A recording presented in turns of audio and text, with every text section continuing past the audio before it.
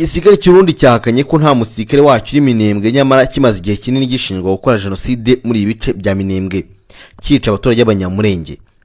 Mu itangazo igisirikare cy'Urundi cyasohoye FDNB cyasohoye itangazo kivuga ko kinasobanura aho gihagaze ku kibazo kiri kubera Minembwe muri Kivu y'Amajyepfo, aho gihagaze kandi kivuye inyuma ibirego bikwirakwizwa ku mbuga nkoranyambaga ko kandi cyashyize mu bwigunge abaturage b'abasivile b'abanyamurenge. Ibi bije nyuma yuko igisirikare cy'Urundi kiri kuregwa ko kiri gukora jenoside ndetse kikirwa ko abaturage bose cyabafungiye mu bwigunge ku buryo nta muturage n'umwe ubona ibintu bimubeshaho muri igice cya Minembwe. Nyamara harimo n'umujenerali wabo wayifuze uyoboye ingabo ziri muri ibice. Mu itangazo rero cyasohoye ubuyobozi bukuru bw'ingabo bwemeza ko muri iki gihe nta basirikare ba FDNB bari mu gace ka Minembwe. Igisirikare kandi kivuga ko gishaka gusubiza amagambo n'ibitekerezo bitandukanye. Banenga kandi imikorere yacyo muri Kivu y'Amajyepfo aho imitwe y'ingabo y'u Burundi igira uruhare cyane rukomeye mu kurwanya imitwe yitwaje intwaro, mu gihe FDNB kandi hakana ko ifite ingabo muri Minembwe. Yanatuze kandi urutoki ihuriro ry'imitwe yitwaje intwaro irimo Red Tabara FNL, Nzampema Twirwaneho FM23 AFC n'indi mitwe ishinja kandi kwigarura Minembwe no gufata bugwata abaturage b'abasivile. Nyamara byose bashinja abandi nibo babikora. Nk'uko kandi igisirikare cy'Urundi kibitangaza ng'imitwe ikorera mu basivile. Imitwe myinshi cyane harimo imitwe y'abasivile, imitwe yitwaje intwaro ifitwe mu nshingano muri mitwe ngo ya M23 AFC ngo yose ngifashiye imitwe igatuma abaturage b'abasivile bo muri Minembwe bagirwa nabi ngo bikitirwa igisirikare cy'u Burundi. Ariko ayibo nabo barabizi neza ko abasirikare b'Urundi bakora ibi byose. Nk'uko igisirikare cy'Urundi kandi kibitangaza ngo imitwe ikoresha ndetse intwaro kandi akaba ari imitwe y'abasivile, ingabo ndetse bigaragaza ko zikingirwa ndetse gakingwa kibaba n'izindi ngabo zirimo imitwe ikomeye nka AFC M23 n'imitwe. Gusa ariko igihari nuko ingabo zikingira ahubwo iyi mitwe twaje intwaro ni ingabo z'u Burundi kandi zikaba zijya mu birindiro bya FARDC cyangwa se n'ingabo zayo ubwazo zikajya mu duce twa Minembwe gukora amabi gusa. FDNB kandi yizera ko abasivile bafashwe bugwate ndetse kandi badatinyuka gutangaza ibyo bikorwa kubera gutinya kwicwa bunyamaswa, ngo ntago baba barafashe bugwate kugira ngo bigende bityo. Igisirikare cy'Urundi kandi cyakomeje ku mashusho ishyizwe ahagaragara na Rafiki Bora TV agaragaramo Metre Maniragaba ku muyobozi w'ishuri Iminembwe nk'uko itangazo rya FDNB bivuga. Amashusho kandi rekana bihagije ihuriro ryavuzwe haruguru ribana n'abaturage b'abasivile kandi yerekana ubufatanye bwa hafi hagati y'umuntu wafashe amashusho n'abarwanyi. Bavuga ko ari amashusho nta bwoba igisirikare kandi cy'u Burundi cyuzuzanye ndetse n'abo baturage baraho ngaho. Nta tandukano kandi riri hagati y'abasivile n'abarwanyi. Imisozi kandi miremire cyane Kivu y'Amajyepfo ikomeje cyane kuba hamwe mu turere turangwamo intambara muri Burasirazuba bwa Repubulika Demokarasi ya Kongo, irangwamo kandi imitwe myinshi cyane itwaje intwaro. Hakaba kandi hakomeje kugaragara umwuka mubi hagati y'abaturage. Ni mu rwego kandi bigoye cyane cyane indorerezi zigenga zinagenzura mu bwigenge amakuru aturuka muri iki gice avugwa impande zitandukanye bavuga ko babangamira abaturage. Ibi byose ariko abasirikare b'u Burundi bavuga yuko n'ubundi bamaze gushinjwa ko baba bakora amabi muri ibice bya Repubulika Demokarasi ya Kongo, kubera ko igisirikare cy'u Burundi kiri mu bimwe mu bisirikare byatumiwe n'igisirikare cya Repubulika Demokarasi ya Kongo. Ni mu gihe umutwe wa FC23 we kuri icyumweru wagaragaje ndetse ko ugomba kuba wahaye Gasopo ingabo z'Urundi ndetse no kwikoma ingabo z'Urundi ziri muri iki gihugu, zigaragara ko zishinjwa kuba nyirabayazana y'ibitero bitandukanye bimaze igihe kinini bigabwa mu bice bitandukanye bituwe n'abaturage benshi cyane bo muri Burasirazuba bwa Repubulika Demokarasi ya Kongo. Nyamara ingabo z'Urundi zikaba zihakana ibi byose. Ibi ngibi byose bitangajwe n'ingabo z'Urundi mu gihe umuvugizi w'ishami rya politike rya FC23 Lawrence Kanyuka abinyujije ku rukuta rwa X yavuze ko ibitero byose by'indege z'intambara za Sukhoi 25 n'ibya drone bigabwa mu bice bituwe cyane n'abaturage ku mirongo yose rugamba bituruka i Burundi ariho bintu hantu biva i Bujumbura. Igihugu kandi gikora nk'icumbi ry'ibigo bitandukanye bya gisirikare. Amabwiriza yose ya gisirikare n'ubutegetsi bwose bw'Kinshasa biyatangira i Burundi mu bigo bya gisirikare. Yakomeje agira ati Uburundi bunohereza ingabo zabwo ndetse n'abarwanyi n'imbonera kure muri Kivu y'Amajyepfo, aho kandi binjije muri FARDC, FDLR bayimaye na Wazalendo bamaze kujyamo. N'ubu kandi Kanyuka ntacyo yeze arenza ku butumwa isesengura kandi neza agaragaza uburyo byari bimeze, yaragamije kwihanangiriza igihugu cy'u Burundi mu buryo buziguye. Perezida wa FC23 kandi akanaba n'umuhuzabikorwa wungirije w'ihuriro rya FC23 Bertrand Bisimwa we yeruye agaragaza ko ibitera ingabo z'Urundi zigaba ku baturage bamwe namwe abanyekongo zisabe kandi zibikora mu midugudu itandukanye, ibyaha kandi byibasiye inyo ku muntu by'intambara nk'uko biteganywa n'amasezerano ya Geneve yo mu 1949. Ati ibi byose byakozwe aya masezerano yasinywe i Roma, avuga ko mu 1998 na amategeko shingiro ya Loni. Rero ibyo Burundi buri gukora ni ibyaha by'intambara kandi bazabiryozwa kubera ko bari kuduhemukira bakica abaturage bacu uko babishaka. Ni mu gihe nibaze gusomera itangazo ry'ingabo z'Urundi zihakana ko ibi byose zaba zarigeze bikora, nyamara ariko zashinjwe ibi byaha mu gihe abanyamurenge bigaragambyaga muri Leta Zunze Ubumwe za Amerika. Ibi byose biri kuba ariko mu gihe amasezerano yo akomeje hagati y'imitwe M23 ndetse na Repubulika Demokarasi ya Kongo bigikomeje kugira ngo bishyire amasezerano y'amahoro hamwe na Leta y'u Rwanda. Ni mu gihe ariko byose biri kuba n'ubundi bisa nkaho bigenda bisura inyuma, mu gihe Repubulika Demokarasi ya Kongo ikomeje kugenda isa nkaho ijya muri ikibazo ijya gusinya amasezerano y'u Rwanda ndetse na M23. Ingabo z'Urundi ndetse n'igisirikare cy'u Burundi n'ubutegetsi bw'u Burundi bwo bwigira imbere cyane muri iki kibazo. Ni mu gihe igenda ndetse bigaragaza ko ingabo z'Urundi zashoyemo imbaraga nyinshi. Gusa abasenguzi bavuga ko ingabo z'Urundi ndetse n'igisirikare cy'u Burundi ukongeraho ko n'ubutegetsi bwabo bwashoye imbaraga nyinshi muri ibi mirwano ngaruka ubwo bafite ubwako Uvira mu twifashwe nabo baba bagatoye bikomeye cyane babagenzo ndetse kandi bagerejwe ibujumbura ko nabashaka kuba ngombwa ko bayifata kugira ngo bidateye ikibazo nabo bafite ubwoba.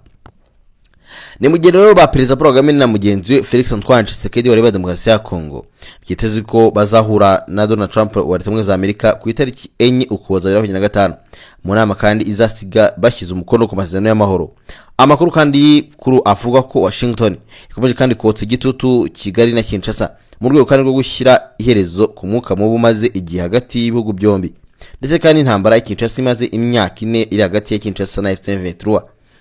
Perezida Paul Kagame kandi mu kiganiro yahaye abanyamakuru kuwa 4 tariki 27 Ugushyingo yemeje ko guhura Washington na Tshisekedi bishoboka cyane ndetse ko bikaba ari intambwe nziza cyane nyuma y'uko bagomba guhura mu kwezi gushize kwakira no mu ruhungu Ugushyingo ntibikunde.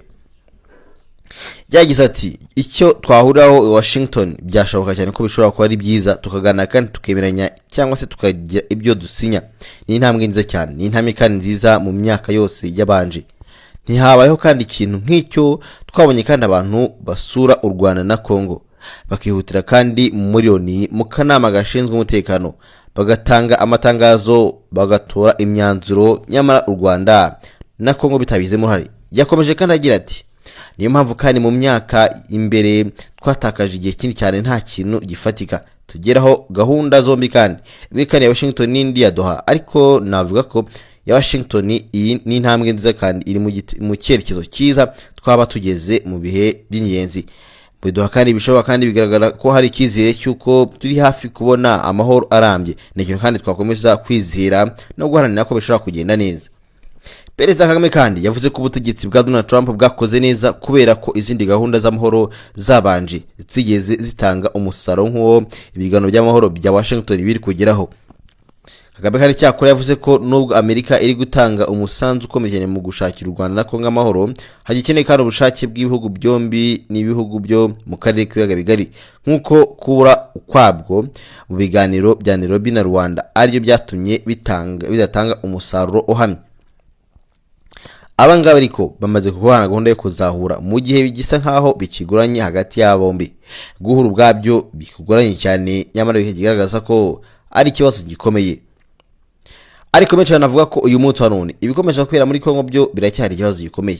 Abaperezida bagiye guhura, ariko nakubwiye ko uyu munsi wa none u Burundi bukiri kuregwa ko ibibazo bya Kongo biri gukemuka bwo bihugu bukivanga mu bibazo bya Kongo. Ibi ngibi byashimangiye ubwo nanone hasohoye inkuru igaragaza ko abasirikare b'u Burundi bashyinguye abasirikare babo benshi cyane mu kasika mbere yuko bahava ndetse bakabasha kwigarurirwa n'ingabo za M23.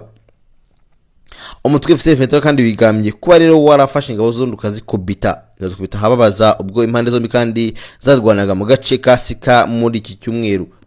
Iki ngiki rwose turangije, ariko bakabihuza nuko ingabo z'Urundi Zahakanye ko zitari kurwana muri Kongo ahubwo ziri kuzana amahoro. M23 yemeje ko amakuru kandi mu bice umuvugizi w'isirikare cya M23 witwa Lieutenant Colonel Ingabo avuga ko ubutumwa yatanze ku ruhande rwa X yagize ati birakwiye kumenyesha ko abasirikare benshi b'Abarundi bashyinguwe mu mva ya rusange ikasika shisha itabona mbere y'itsindwa ry'ingabo z'Urundi imbere y'intare za Sarambwe. Leta na Koloni kandi higeze atangaza umubare unyawo w'abasirikare b'Abarundi bashyinguwe muri kariya gace kurunguka ari mu maboko ya FC23. Uyu musirikare kandi yanavuze ko biteye isoni cyane kandi bikaba bibabaje kubona abasirikare b'Abarundi bakomerekeye ku rugamba mu mirwano yabereye mu duce twa Kasika, Karungutwe na Mwega barirukanwe kandi kugeza bagejejwe iwarikari, hanyuma kandi bakajyanwa ku ngufu ikisangani aho koherezwa iwabo.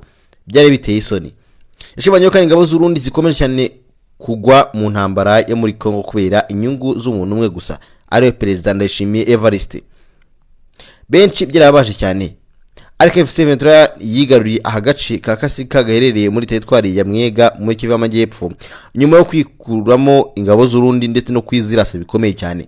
Byari nyuma kandi y'imirwano yari ikaze cyane yaramutse ibereka sikanya impande zombi. Ariko benshi bavuga ko ahani Kasika habeye imirwano ikaze ingabo z'Urundi zigasigara muri zishyingwa abasirikare bazo, abandi bakabajyana kisangani ku ngufu. Amakuru avuga ko muri iyi mirwano ingabo z'Urundi mbere yuko ziba zahava kuko FARDC na Wazalendo bafatanyije urugamba bari bamaze gufata icyemezo cyo guhunga mu maguru mashya. Bisanga ingabo z'Urundi zo zikomeje gutsimbara cyane kuri intambara ndetse no kuri imirwano. Abenshi ingabo z'Urundi zagafasha icyemezo gikomeye cyane zo kuba zava mu mirwano ndetse zikabasha kurekura ibice zagiye zifata, zikemera ko zatsinzwe zigataha iwabo. MT itangaza amatangazo ivuga ko rwose ingabo z'Urundi zikomeje kugenda zinanirana zigorana muri imirwano. Ubwaza ariko bica bako kuba rero ingabo z'Urundi zaba ziri muri ibi bintu zikomeje kugenda zigwana gutya byagira ingaruka zikomeye cyane kuri zo ko bazihikira bose no kugaragaza ko zaba ziri mu bibazo bikomeye, kubera ko bwabyo M23 igaragaza ko bagiye bica abantu benshi cyane muri Minembwe n'ubwo babihakaye muri iyi nkuru nabikubwiye bakanye ko babarigeze barasa abantu, ariko nyamara byaraba. Abenshi bashaka ko batazi ko nyamara ingabo z'Urundi zaba zaragize gutya zikica abantu muri Minembwe zikabarasa, benshi bakaba ko zikora ahubwo genocide iteye ubwoba, ariko nyamara byarabaye. Ibi ngibi igihamya cyabyo ni cyerwa ngumye kubihakana nuko itsinda ry'abanyamurenge baba muri Leta Zunze Ubumwe za Amerika ryatangiye imyigaragambyo mu mahoro izamara icyumweru. Ngubu irangiye ku cyumweru.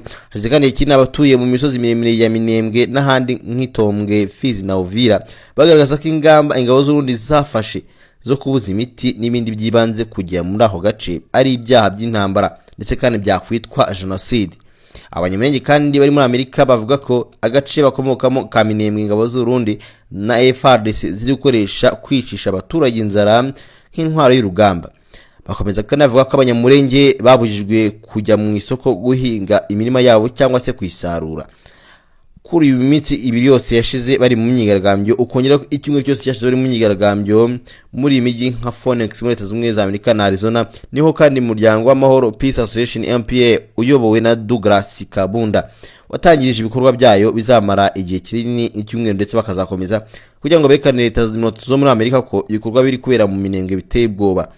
Ubu kandi n'ubukangurambaga bugamije cyane kugira ku banyamerika bose abayobozi babo ndetse n'abanyamategeko bahugira ngo bagaragaze iki kibazo. Aba kandi bigaraganje barasaba ibintu bine kuba Kongo n'ingabo z'Urundi bahita bava muri gice cya Minembwe, ko ingabo z'Urundi ubwazo ziva muri Kongo ako kanya, gushyirwa kandi ingabo zizwi kandi zifite gahunda hari Amerika agace gushyirwa ku izo ngabo, ukuraho kandi ingamba zashyizweho zigakumirwa zigatuma abaturage batabona ibyo kurya ndetse batabona buri kimwe cyose byashyizweho n'ingabo z'Urundi FDLR na FARDC.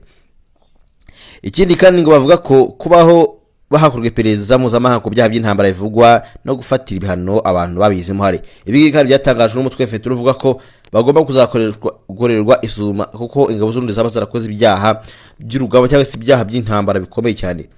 Kuri rwa X kandi bagira bati turasaba ubutabera kurinda abaturage no guca ndetse umuco wo kudahana.